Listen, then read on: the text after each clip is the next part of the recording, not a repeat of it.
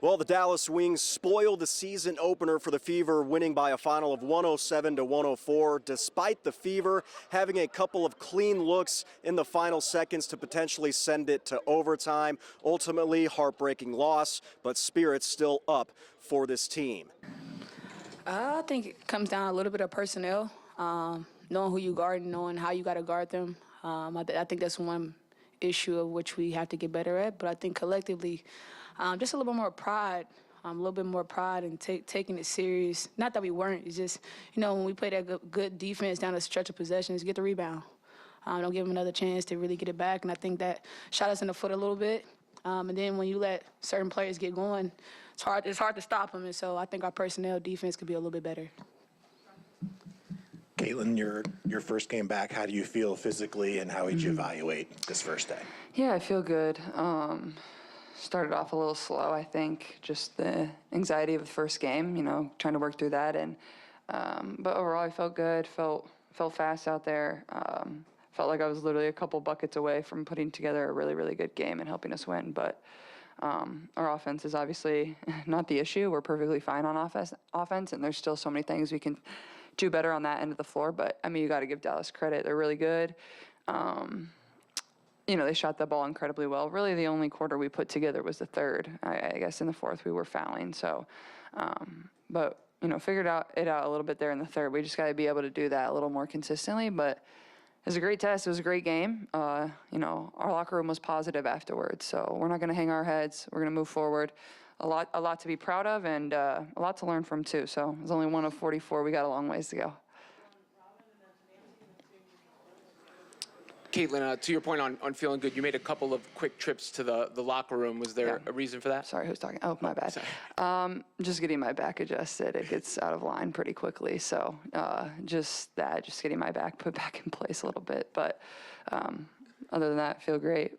But you attack the basket a lot. Is that a point of emphasis for you? Because I saw you dribble drive hard to the rack a lot. Yeah, I mean, absolutely. I think especially if they're going to call it the way they're going to call it this year, I think I honestly could have probably got a couple more calls on a few of them, but that's okay. But, yeah, I think getting my feet in the paint, whether I'm going to shoot it or not, it makes them get in defensive rotation, and that's going to get my teammates a shot. So that's definitely been a focus. I think I lost a little bit of that last year with just my burst and my step, obviously dealing with the injury. So that was kind of my priority, and I felt like I did that well. And get a few more shots to go down, and it's a really good game. Hey, y'all, this is for both of you. A game like this, do you guys get kind of hype when you two and Aaliyah are going, and then on the other side, Enrique and Paige are going? It's kind of, one of those games where you guys are all kind of making big shots. Do you get even hype like some of the fans and some of us are kind of watching do? I think that's what basketball is about. The best, trying to compete against the best. That's what this game is turning into. And I think that, I think there's an excitement across the board for the fans, the players, the coaches. I think everybody gets a little excited to see, really good basketball. And I think you guys are going to look forward to seeing us every game like that, because that's how we're expected to play. And me, CC, and AB, we piggyback off each other in a lot of different ways. And so what you guys see is just us constantly building our chemistry, trusting each other, and letting the chips fall where they may. But the collective effort, for both teams is just you want a really good game. You don't want nothing to be terrible or trash. So shout out to both teams, really.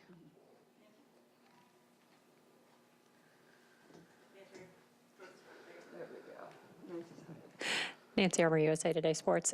This is for both of you. Steph and Caitlin, you talked before the game about, needing to take leadership on this team and kind of take control of the team.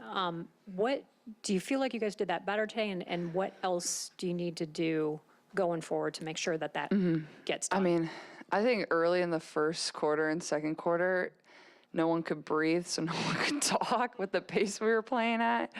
And also, just the nerves and the excitement of the game. I'm not going to speak for Kels, but it was for them, too. Jose was yelling at them to keep running. I'm like, Jose, I don't know if either of us can keep running, but... What did I tell you in the middle of the huddle? I was like, I'm tired. But, No, I mean, that's the pace you want to play with. I think we can try to communicate a little bit better through that. I think, just talking a little bit earlier, communicating a little bit earlier, we can always improve in that area, especially us three, me, Kels, and AB. So we'll continue to work on that, but I think we did a decent job tonight. For either one of you, Michaela tonight, I guess what do you think of her performance? Seems like she was in the middle of all those kind of energy and hustle plays. She's a big part of what we do.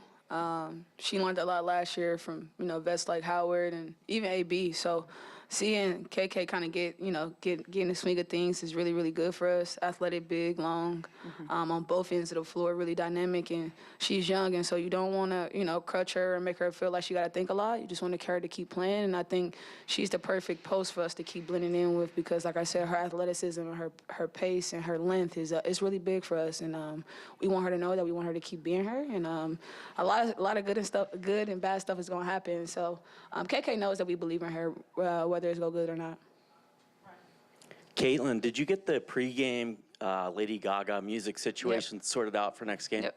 Oh, they played it. They did? Yep. Was it applause? What was the Applause, yep. Okay.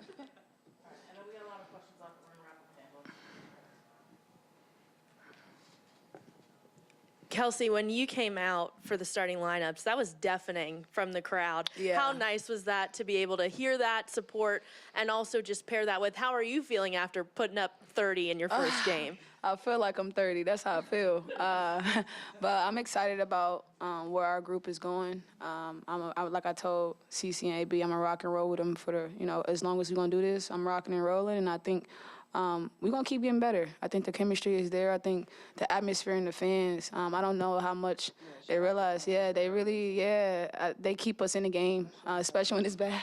When it's bad, especially. And so we piggyback off our fans in a lot of situations. Our environment is what makes me want to play hard. It makes her want to play hard. And so we got a lot of good things going. When you lose, you take it on the chin and you respect your opponent, but you come back more powerful. Thanks, everybody. Yeah, I know there's a lot of questions, obviously a lot of things to ask you. I apologize here. If you can help us with Caitlin, she said it was her back that was bothering her. Obviously, she left twice. It turns out ABC, your colleagues and mine actually, were saying that, according to others who watched, hip flexor potentially and or groin that went over the airwaves. Can you clarify exactly what was going on with Caitlin? Yeah, I mean, that would be the first time I've heard that. But no, I think it's part of maintaining the body. I mean, as she has adjusted her body and focused on, I mean, look, I think when we're all really young, we don't learn proper mechanics and then it doesn't get exposed until something happens. And trying to get her body mechanically the way that it needs to go, this is going to be an ongoing thing. Not just her. I mean, we've had multiple players who have gone back and, we don't have the blue tent, right? But they're going to go back and get adjusted and make sure that the body's working. Hip alignment gets off and, rib alignment gets off, and it's part of being a professional athlete. So nothing really outside of that. So she's okay? Yeah. Mm-hmm. Okay. Yeah, I mean, we wouldn't have played her 30 minutes if she wasn't okay, so. And I'll add, we didn't provide any official update, so it's all speculation and broadcast. So. They were speculating.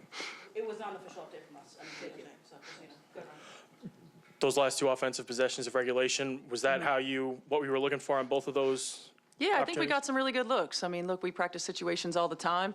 There are time and score situations. There are times where you don't want the defense to be able to set, being able to utilize. Now, I thought our pace was a little sluggish, and that's on us. We have to be more disciplined as a coaching staff.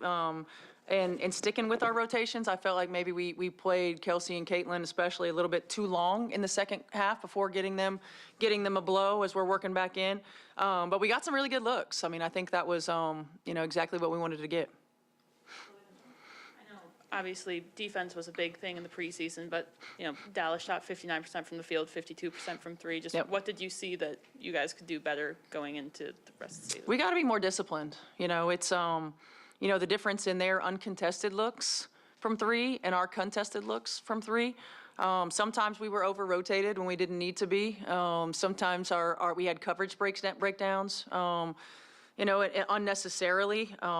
We're hanging around, not going to the offensive boards, but not getting back in transition defense. We gave up a lot in transition. All correctable things, fouling shooters, like fouling jump shooters, all detail-oriented things. And it's just an area that we got to continue to grow. We're not going to be able to outscore teams in this league. Everybody's too good. You got to defend at multiple positions, and teams expose you if you're undisciplined. So we've just got to be better. We know that, and the good thing is that it's all correctable. Steph, you went to Michaela Timpson a lot down the stretch of this one. What, one, do you think led to her having such a productive night, and two, let you keep her on the floor late? Her work led her to having such a productive night. I mean, she's been working. She understands, where she can find her spots. The thing with KK in the first half, not in the right spots sometimes defensively, not in the right coverages sometimes defensively. In the second half, went back to her and she corrected it. So she's going to get her opportunities. She brings something different. We don't have, she's athletic. She's really good at those cuts along the baseline. She understands where she can find success, and it's still a journey for her. I mean, second year, and was in and out of rotation quite a bit last year. So I was pleased with what she gave us. Coach, here. A lot of players were frustrated on the court. It's not about officiating. It's how do you deal with that frustration? You came out a lot of half, maybe more composed and poised. How do you deal with that? I felt like our composure was pretty good most of the game. I mean, considering, and look, like I told them, like I told Alana Smith when we were standing on the sideline having a conversation, this is what we want, right? Like we need to overcorrect, so to speak, for lack of a better term, so that we have freedom of movement. So it's a free-flowing offense. We have asked in all of our offseason, have asked the officials to call everything. The challenge and the question sometimes is it consistent? So that'd be the next growth phase and growth area. But this is what we need to clean up some of the stuff that we saw last year. So there is going to be frustration early, but it's necessary. Hey, Coach, how are you? Kelsey dropped 30 points here tonight. What are your thoughts on just her performance? I mean, she's special. She's fast. Nobody can stay in front of her. I'm pleased with not just the 30 points, but the 4 assists. She 3 rebounds. I asked all of our guards to get 3 rebounds, and getting 3 rebounds as well. She's going to find her spots, and working her A, B, and C together is going to be it's going to be a journey when we get them back on the floor together. I think we're missing opportunities to get some touches and to get a little bit more flow. But I thought she was really good for us. I believe 104 was the most you guys have scored in a season opener in franchise history. What did you take away the most positive from your offense that you can use throughout the next couple weeks? I mean, I like our pace, and again, going back to us as a staff and our substitutions, if we want to maintain it for 40 minutes, we got to be better there in the second half in particular. I like that we got to the free throw line, and part of that is that look, they're calling it, really, and we're going to get there, but I thought we left some opportunities at the table because we were in the penalty in the fourth quarter early, and we stopped attacking. And we got to be mindful of that. 22 points off of turnovers. I think when we did defend and have discipline and details on the defensive end, we were able to get out in transition. So I like all of that. We're going to clean up execution. It's going to take some time with some of the pieces that we have, but I like those things.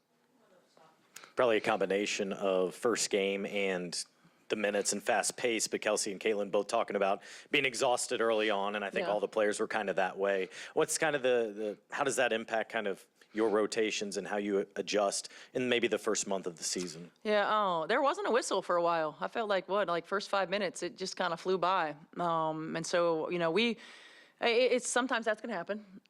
We're trying to get everybody's endurance built back up for the season. 44 games in a tight window is a lot. So again, I would just go back to us as a staff having to do a better job of being mindful of that. And the first game, you'll get your second win, which I thought everybody did. Both teams did. So yeah, I mean, it's going to be a work in progress. Despite the outcome, Caitlin Clark became the fastest player in WNBA history to surpass 1,000 points, 250 rebounds, and 250 assists in her career. Mind you, she only played in 13 games last season. The Fever look to turn the page back here at home next Friday night to take on the Mystics at 7:30. Covering the Fever from Gainbridge Fieldhouse, I'm Eli Gain for 13 Sports.